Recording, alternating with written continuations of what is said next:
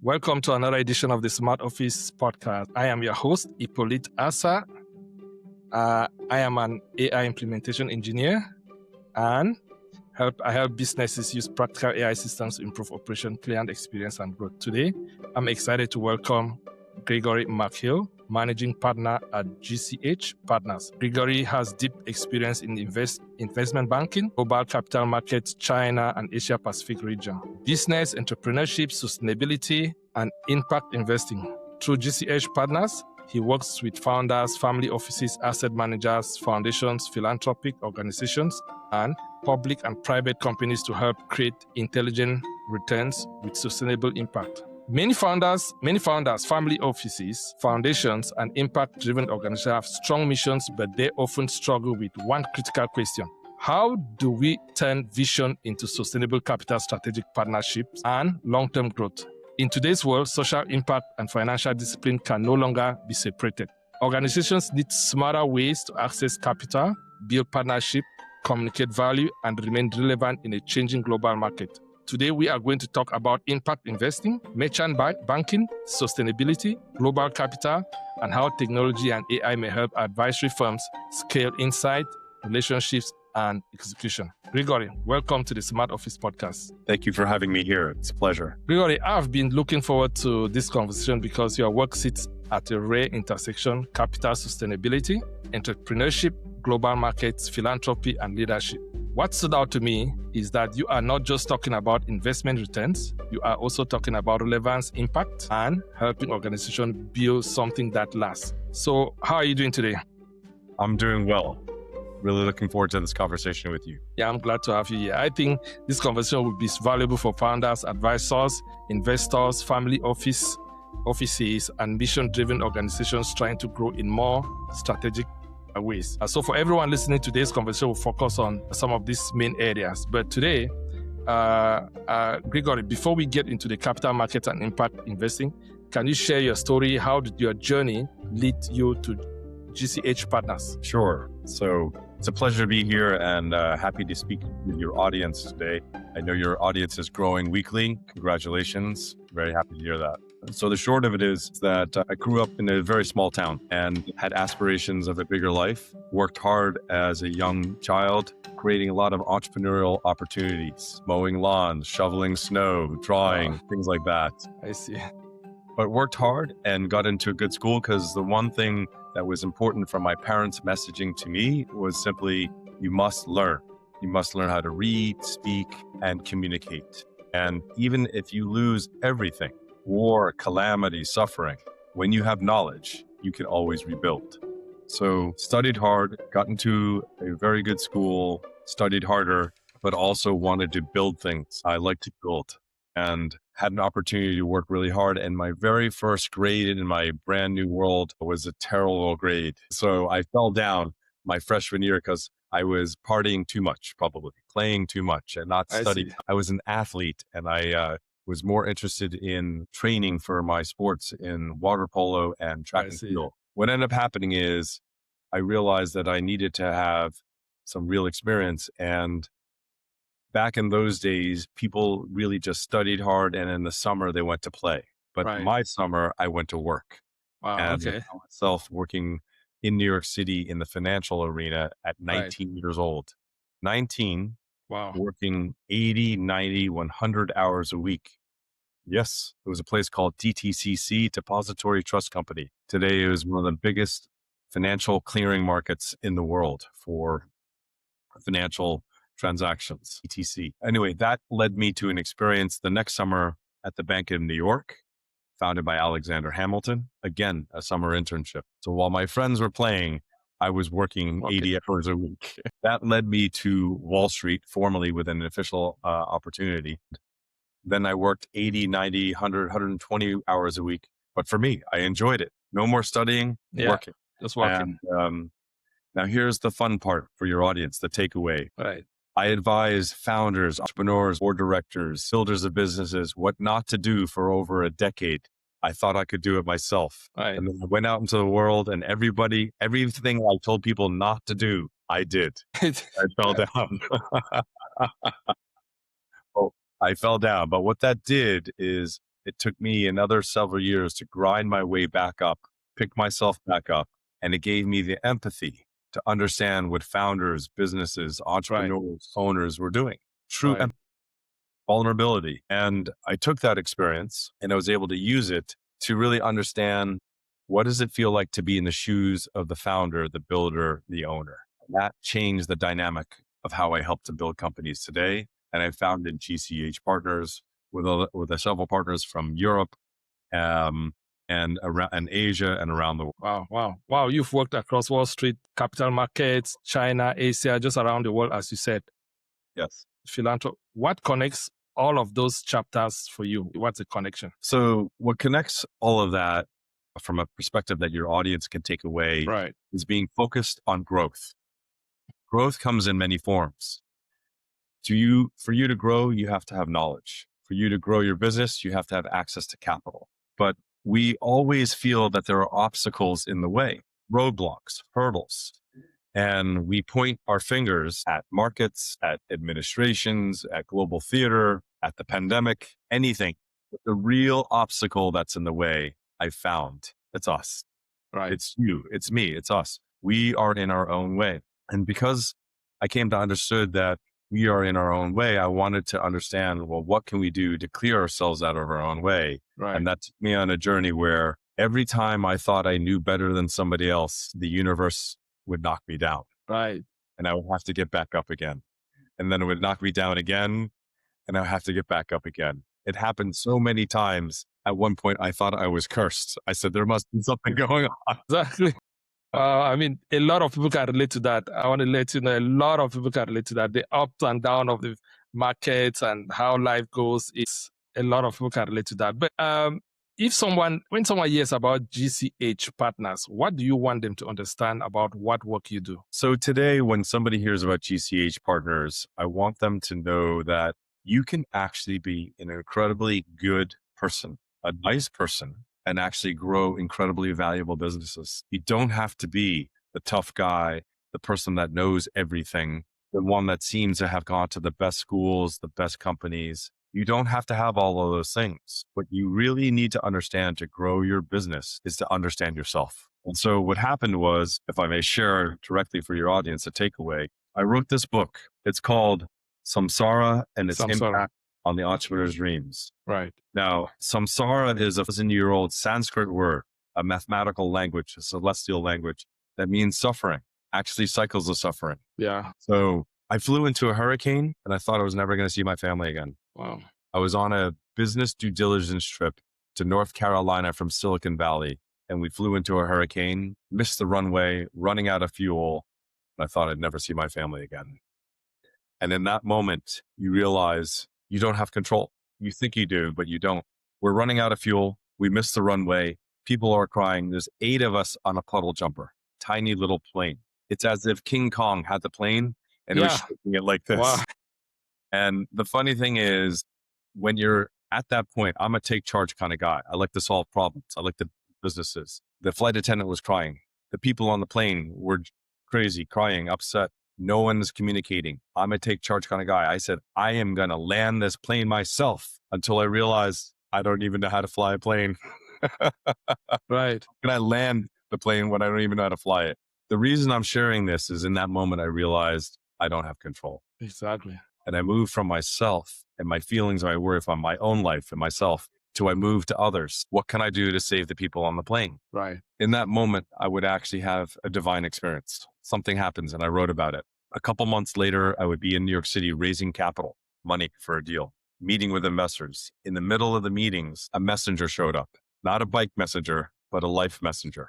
And that life messenger gave me a message, and it said, you must find this teacher with sparkling eyes from around the world. You will be his last student. He will be your last teacher. You must find the teacher, and he is the answer to saving your life, because you only have 6 months to live. Your time is running out and you will die.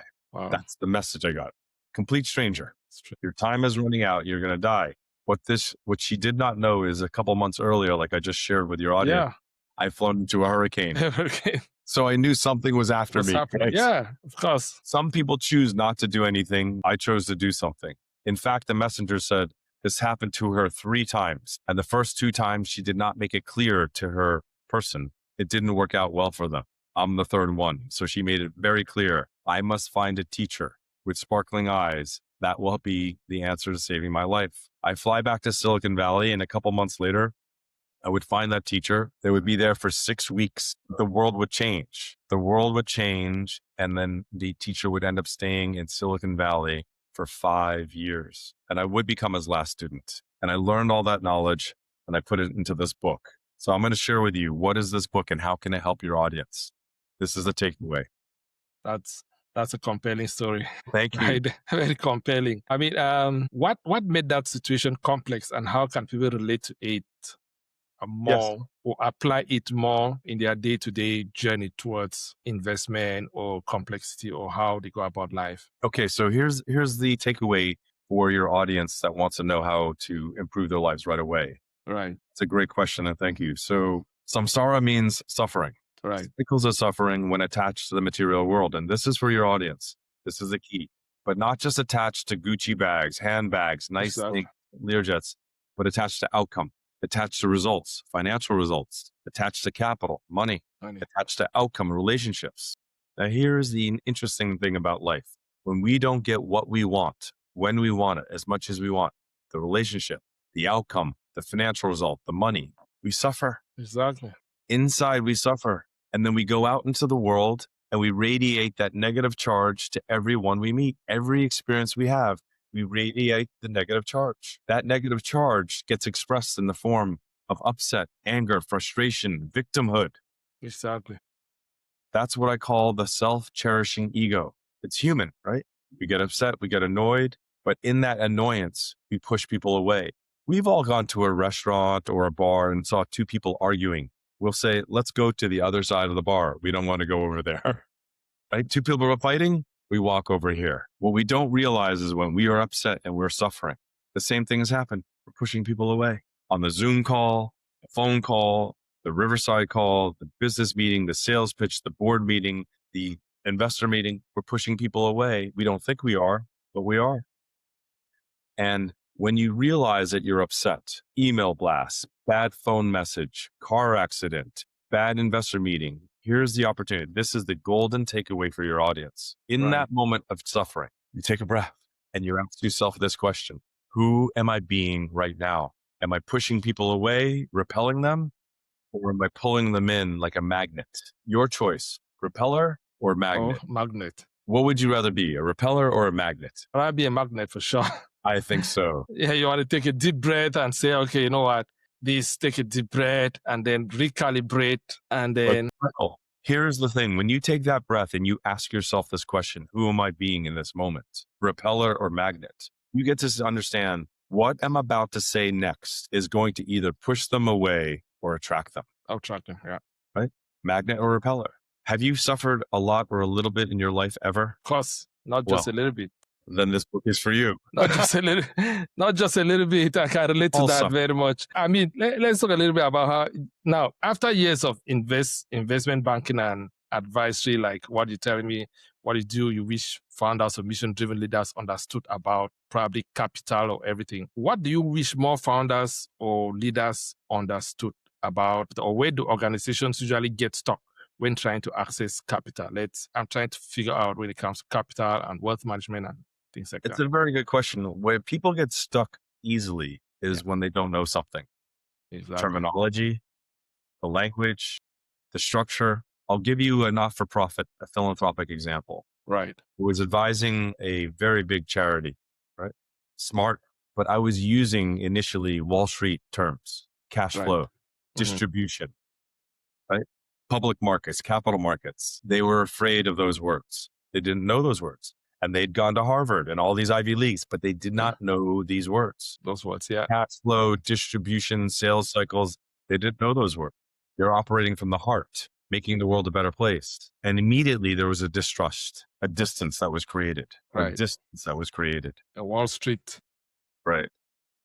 And Wall Street partner. So this is the funniest thing that happened. Literally, the team of people from the philanthropic organization, they started talking about the communities they're serving, the people that were benefiting from the product. And I had introduced them to a set of senior lawyers on the other side of the boardroom table. Literally, one of the senior partners, the lawyer, was listening to the niceness, the community service. It was 2 o'clock in a hot Saturday, afternoon during the week, sunny afternoon, not Saturday. And the senior partner fell asleep in the meeting of the presentation like this. And then he woke back up. And I realized that the conversation was boring, right? The conversation was boring for the partners, for the investors. And so what I did was to not use scary language, right? Both sides didn't like the language of the other. And I found that myself, I was a translator of English to English. And I write about that. If you can't communicate properly, government English to technology English, Silicon Valley English to Wall Street English, broken English to American English, then you create a disconnect. Right? That's key. You're right. I mean, I've never understood it that way. But again, now that you're talking about it, I'm thinking about it. Sometimes there's that communication where you have to probably like know your audience, know who you're talking to, probably in order to communicate either in their language or in their environment with what they can relate to. Yeah, Yes. it can create a distance sometimes if you may think you're communicating in English, but both of you speaking English, but you're not communicating on the same wavelength. No. Yeah. And the other thing I also share with people when you're trying to raise money and build your business, do not use abbreviations like I see. PEVC, say private equity venture capital, Right. right? ATM machine. In New York, it means money, automated Wow. teller machine. In Silicon Valley, it means asynchronous transfer mode. But okay. So now that ATM. you're talking about it, what does GCH actually means? So GCH originally meant Global China Holdings 15 years ago, because I was taking money from the US, I was bringing it to China and Asia. Okay. About 10 years ago, I flipped the model, and now I bring money from Asia and Europe to America. America, okay. Because the Asians, speaking about English to English, the Asians and the Europeans don't know how to navigate through the American capital markets. I see. Banks, hedge funds, traders, lawyers, accountants, consultants. Mm-hmm. They don't know the English language. They can speak English, like you and Right. I are speaking English. My mother country is Korean. Right. Where's your mother country? I'm from Cameroon. Right. So Cameroon to Korea, we're speaking English, but we can get things lost in translation. Right. When we get lost in translation, we become afraid. We don't want to look bad. And then the communication breaks down and the deal and the transaction does not happen. Got you. Wow. You've done significant work around, probably you've certainly done a lot of work around China, Asia region, business and global partnership. I'm sure from what you see. And Africa. I've done business in Zimbabwe and South Africa. Wow, you've been everywhere. You're a global. You have a global presence there with a global experience. So what do companies often misunderstand about entering or partnering across global markets? How does it work? Yeah, Chinese people don't understand, like you're saying, bringing money from Asia back to America and Europe back to America. As you said, they don't understand or they need help. What do they misunderstand? What the founders and business owners misunderstand is they think that their idea or their product or their service is great. Sometimes it is great. It is amazing. But sometimes it's already been done on another side of the world. I see. Yeah. But let's just say that their product or their idea or their service is so good and has not been done somewhere else. Yeah. Then the problem that they don't understand that gets in the way are the rules and regulations of the country to allow the money to come in and allow the money to come out. So let's use Zimbabwe, for example. I was working on a tobacco financing. The money was coming in from Europe in the middle of Europe and the UK to bring it to Zimbabwe. But Zimbabwe, the government made it very difficult to bring the money into the country. It took two sets of lawyers, 3-4 months. We brought the money in, and then to be able to bring the money out, 3 sets of lawyers, 6 months. So if the obstacles imposed by the government, the rules and regulations are too difficult, even if you have a great idea, it's difficult to attract the money. So you must understand, what is your idea? What's the problem it's solving?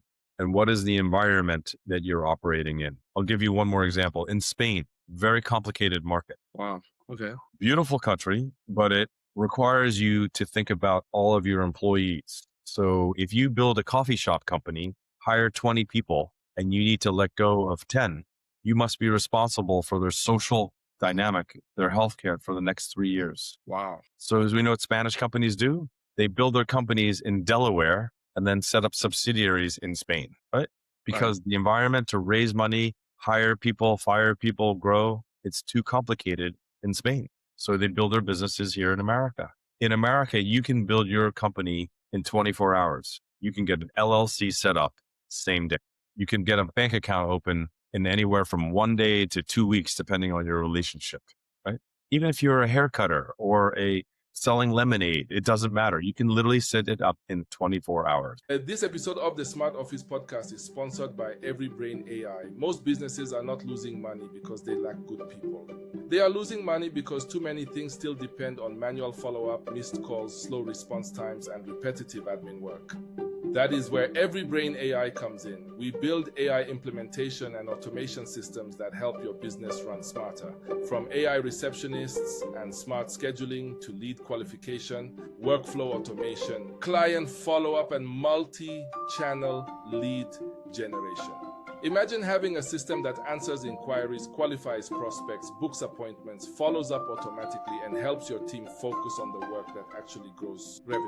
And the best part, it's done for you. No long-term contracts, no complicated tech headaches. Most systems can be up and running in 5 to 10 days. So whether you want to save time, cut overhead, or generate more qualified leads, EveryBrain AI can help you build the automation layer your business needs. Visit everybrainai.com and book your free strategy call today. EveryBrain AI, we build AI that runs your business. Exactly. Sometimes people ignore where they do business, and certain countries have regulations and things that can be either help businesses. There's usually a balance between sometimes the social environment as well as the business environment. Yes.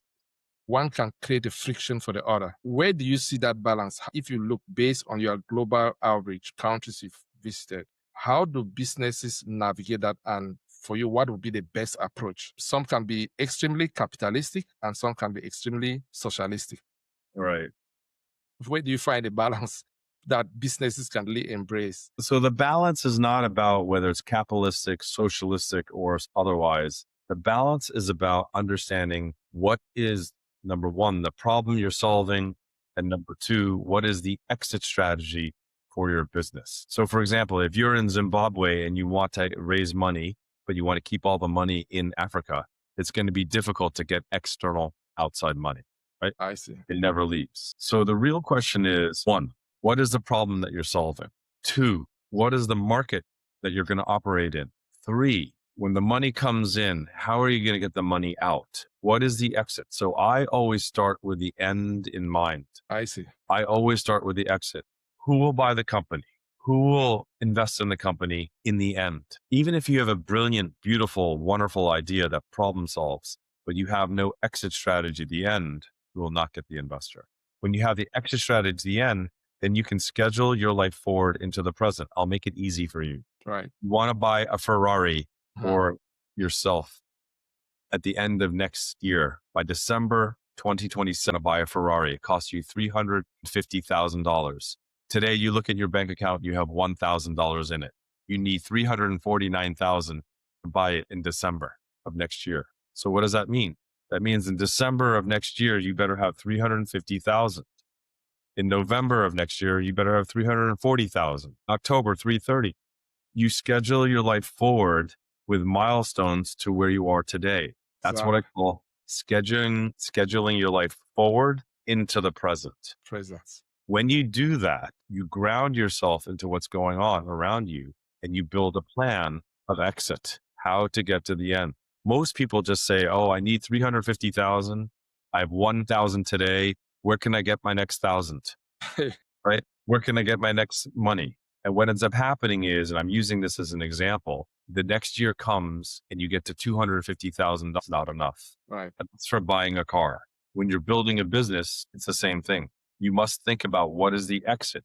When you can specifically, cleanly, carefully, thoughtfully explain the exit to your investors, they will invest in you. If you cannot explain the exit, they will say, I like you, but I will not invest. Or they will just never give you a response. That's a learning. I mean, sometimes we just look at the beginning, but we don't look at the end, right? We from what you're saying, scaling it backward, it's a lesson a lot of people going to learn with.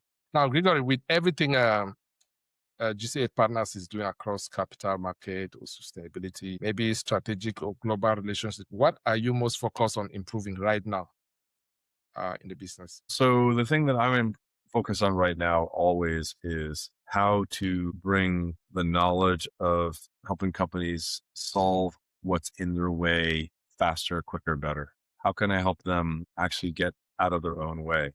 And again, the reason I wrote the book, Samsara, is because the suffering, that negative energy, it gets in our way. It really gets in everyone's way.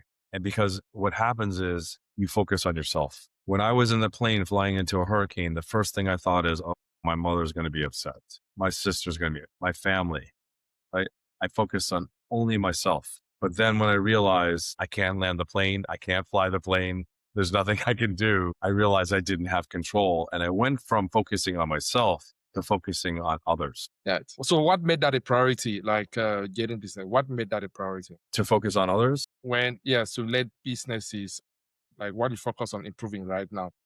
So right now, when you focus, everybody focuses on themselves and what their business needs. Yeah. Like, I need money. I need this person. I need this customer, as opposed to really thinking, what does my customer need? Right. Satisfy the problem of the customer. What would you rather have? I always ask people, investors and owners and entrepreneurs, I always ask them this question. Would you rather have a $2 million investment or a client that's going to bring you $2 million in sales? I always ask that question. As soon as they say, I want the money in my bank, I know they're not investable. Because what you want is the 2 million of sales because it validates your product. It validates your service. Also, it doesn't give up any equity. Right. When you get 2 million of sales, that's revenue. That means you can take 2 million to 10 million. If you have a 2 million investment, then you got to build a product and you got to go actually generate the sales. That's a huge amount of time lost. I always ask that simple question. You should do this too. Would you want 2 million of sales or 2 million of money in the bank? Right.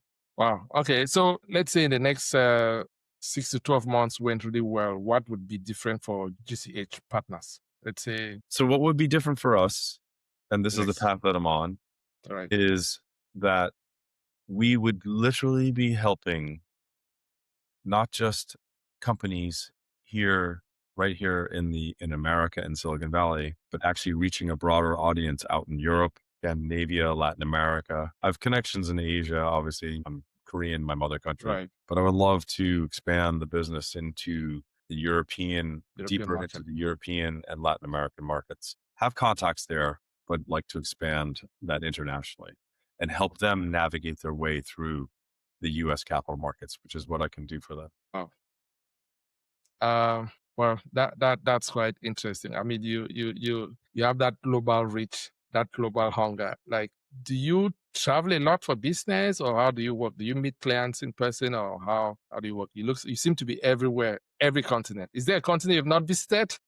I haven't visited Antarctica yet, so that's a long shot right there for business. So the thing is I believe that at the end of the day, we need to build relationships authentically with people. You can do that over the phone. I mean, in today's world, but for the Asian culture, we want to meet face to face, right? Often as possible. And so if it needs be, we'll fly or train or bus or whatever needs to happen, drive. Once you have met somebody in person, you can see their entire body. Like right now, we can only see half of ourselves. Can only see half of us. You could see everything. Yeah. And when you see the entire body, your brain and your visual optical capacity picks up so much more information. Are they generous? Are they kind? Are they smart? Are they distracted? All these things matter because you are going to build a business with somebody. When you want to help them grow their business, you want to help them clear what's in the way. And when you can see them, meet them in person, you have a much more deeper understanding. It's profound. It's profound. That's good. Let's talk a little bit about technology before we round up. Where do you see the technology today making the biggest difference in maybe merchant banking, impact investing, or strategic advisory? Like, what do you do? Where do you see the greatest impact? Well, today everybody talks about AI, but AI has been around for many, many years. Many years, yeah. And in fact, it's just AI is really just data, right? Data, Information and data, and accessing that data can, utilizing that data in a faster and smarter way. The reality is AI is already here. It's been here for years. It's just a tool to be leveraged. And those of us that understand that technology is not a business model in and of itself, Right. the tool, are going to do well. But when you marry the leveraging of that tool with knowledge, you create wisdom, Right. you create opportunity, right? You create problem solving, you create innovation, which is just a fancy word for problem solving. Right. When you can problem solve and innovate and guide and lead that innovation and that problem solving, you attract capital. When you attract capital through the guidance of that problem solving, what happens is if you solve a small problem, that's great.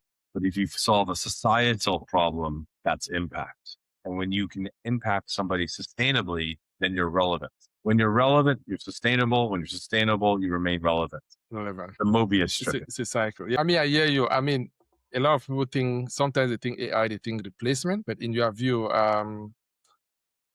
does AI replace strategic advisors, or does it help strong advisors create more leverage, like what you just explained? Looks like it's an enhancement right there. Look, some jobs that are repetitive, right? Right. Manual and repetitive, inputting spreadsheets, right? Data entry, call centers, those repetitive things, they'll be replaced. Right. But new opportunities New will come opportunities. in. I absolutely believe that. In the automotive industry, it was used to be made only with steel. Then this thing called plastic came in, lighter, stronger, and steel thought it was going to be given away to plastic. Today, there's both plastic and steel, Still, yeah.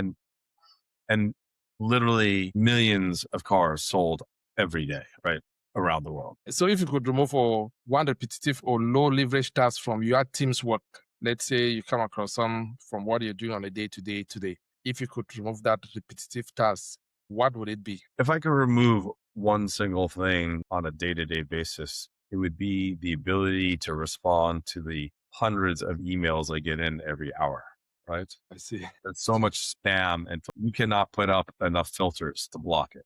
Exactly. They're just everywhere.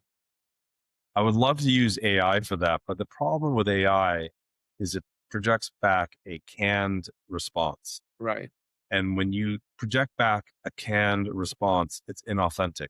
Authentic, yeah. What's happening is when you lose the authenticity, people become frustrated and annoyed. Right. And again, you push people away.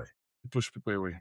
When there's that human touch is not there. Right. So the next level of AI, they call it convergence AI, convergence technology. It would be when the level of learning of AI can move from a canned response to an authentic one. So, for example, a lot of people like yourselves who set up meetings, they use an AI agent to Right. book the meeting. And so I'll respond, I'll say, well, how does, next week, Wednesday look? And they come, literally, I hit the button and in 4.5 seconds, a response says Monday the 21st, Monday the 22nd, 3:30, 4:30, 5:30 are available. There's no way a human could have responded in that way. And then it goes back and forth. When I have a response that quickly, I feel like, well, then I'm just a transaction. Exactly.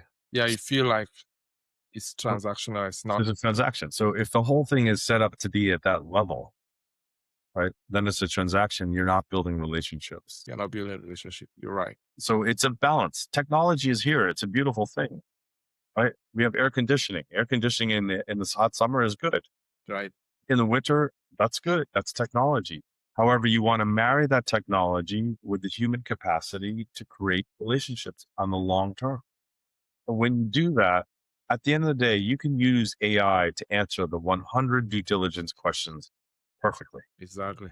But if the investor doesn't feel a personal, emotional connection to you, they will not invest. You're right. Even though 100 questions were answered perfectly, they will not They invest. want that connection, that human connection. So, in So other the words, invitation, just to finish, you want the 100 answers, you want the human connection too, to say, exactly. I like this.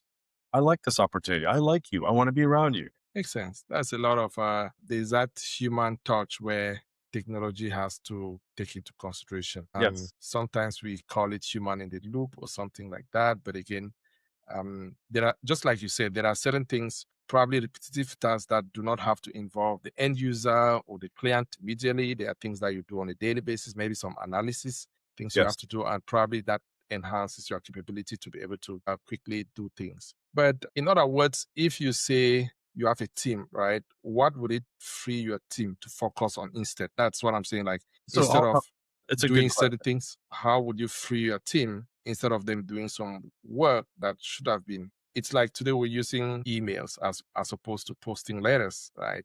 And just like the example you gave, you send an email and almost immediately you got a reply. Now you send an email and a human has to respond probably in the next 1 hour. Somebody's thinking like, but before, when I send a letter, it takes me to, the letter needs to get to the person, and it takes another 2 weeks to get a reply back to me. And now it's taking 1 hour to get an email back. This doesn't feel. Now we So can I'll reduce share that. with you. So where it really helps is with my team. Instead of taking hours, days, weeks to research all the markup material out there, you can analyze that material instantly and organize those thoughts and structure it. But from there, then it requires the human capacity, the knowledge, the diligence, the understanding to go and look at that outline, that framework, that structure and say, what does this mean? So for example, you can ask AI to give you a lease contract for a building, but it will miss maybe 20 things. If you don't know how to do a lease contract for your building and you miss those 20 things and you think you saved $2,000 in lawyer bills or $10,000 in lawyer bills, you use the AI contract, it's missing 20 things because you don't know, then your tenant no longer pays you after being in there for 6 months. And because you missed the 20 things and there's no way for you to enforce that.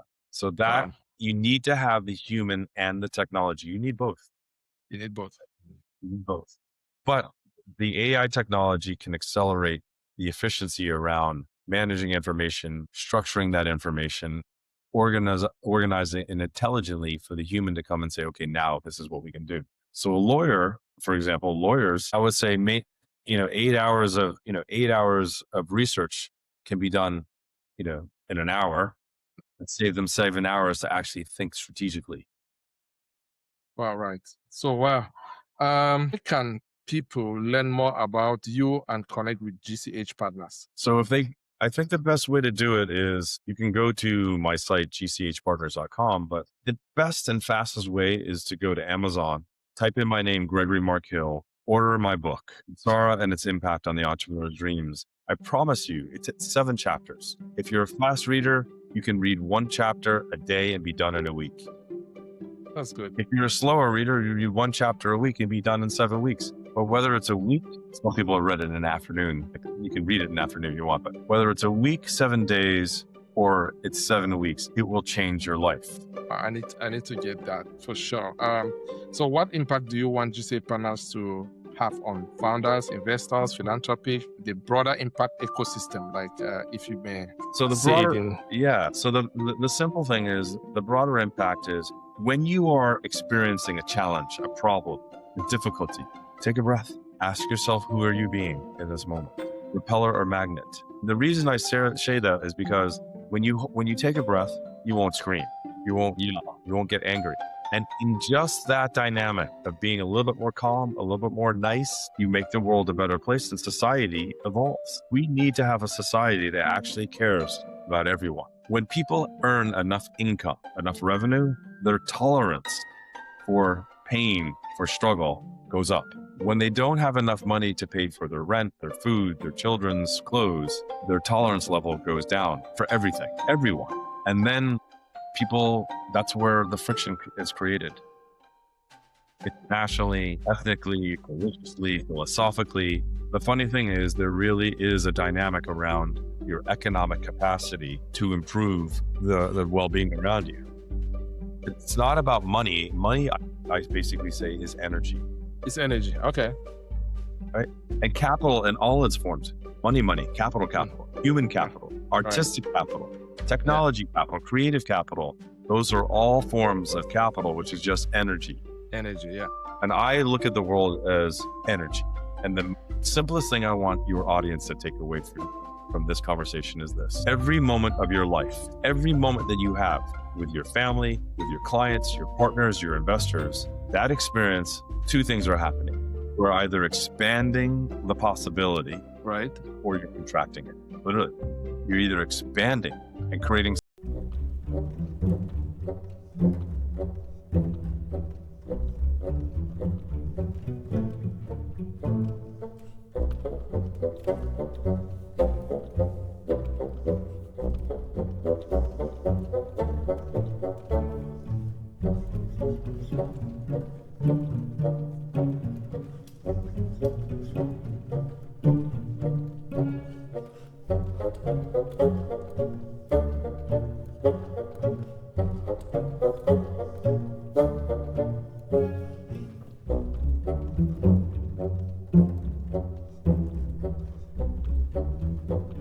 What's the title of the book again? The title of the book, it's called Samsara. Samsara.